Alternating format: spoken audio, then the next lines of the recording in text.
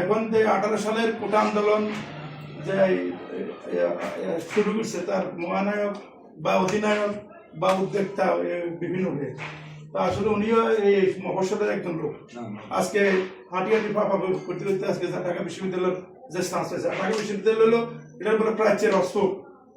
ঢাকা বিশ্ববিদ্যালয়ের অপর নাম হলো প্রাচ্যের অক্সফোর্ড। এটা বিশাল ব্যাপার, এখানে জ্ঞানের ভান্ডার।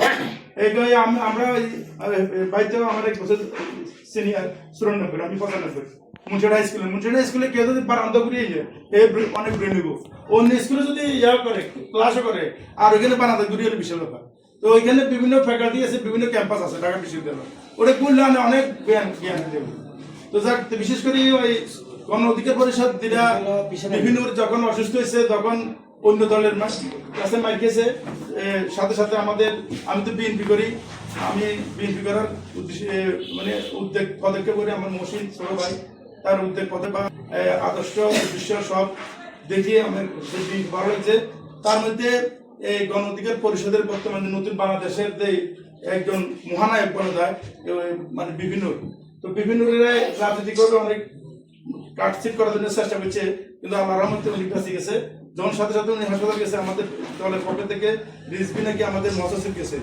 যখন আবার রাষ্ট্রীয়ভাবে সরকারি ওজন চিকিৎসার জন্য সিঙ্গাপুর পাঠাইছে, তখন তার যে আমাদের দলের ভারপ্রাপ্ত চেয়ারম্যান তার জন্য রক্ষণাবেক্ষণ করছে, খোঁজখবর রাখছে।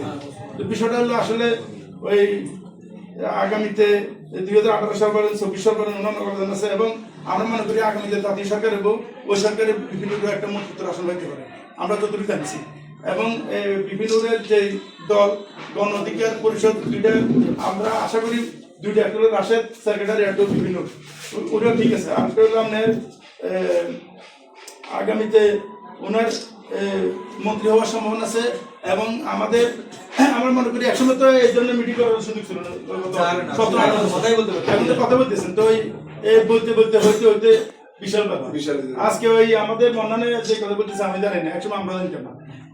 হ্যাঁ, এরকম বলতে বলতে বলতে হয়ে যাবো। তবে উৎপাদন দেখতে মানুষের উপকার, সমাজের উপকার, দিনের, আমার মনে যে মাদ্রাসা করছে এটা একটা দিনী প্রতিষ্ঠান, জনগণের কল্যাণে, মানুষের কল্যাণে আমরা কাজ করতে পারি যার যার অবস্থান থেকে। তো যাক, আশা করি সবাই ভালো হবো। তবে যদি ভবিষ্যতে যদি আমাদের সাথে, আমরা শুনছি জানি না, কারণ রাজনীতি তো অনেকটা তো অনেকটা, যতটুকু জানি গণ অধিকার পরিষদ আমাদের সাথে আসবো, বিএনপির সাথে আসবো। আজকে আমরা একজনের পারস্পরিক ভাবে সার্বিক সহযোগিতা আমরা আগে দেবো, এবং সত্যি কারণে আমরা নতুন একটা ইতিহাস সৃষ্টি করতে চাই সবার সহযোগিতা।